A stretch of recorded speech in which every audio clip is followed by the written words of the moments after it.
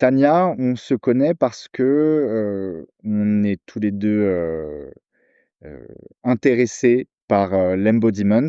L'embodiment, tu vas nous expliquer ce que c'est tout au long du podcast, et tu es déjà coach certifié. Moi, je suis encore en formation, mais on s'est rencontrés grâce à un professeur qu'on a en commun qui s'appelle Mark Walsh.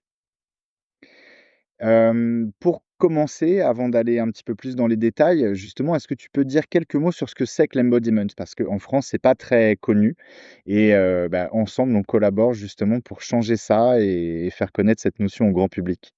Mmh. Oui, effectivement, c'est un terme, qui commence à arriver dans le milieu, francophone, qui est encore assez méconnu comme tu dis.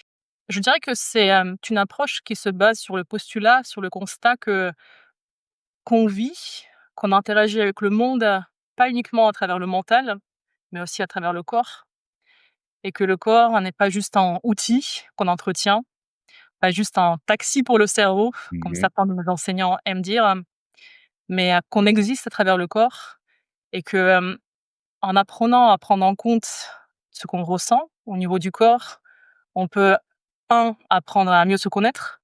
C'est une source d'information, très, très riche et aussi ensuite apprendre à agir avec plus de justesse, faire des choix plus alignés.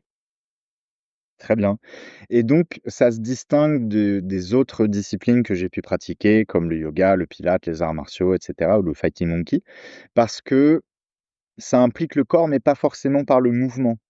On n'a pas besoin d'être sur un tapis ou dans une tenue spéciale pour pratiquer.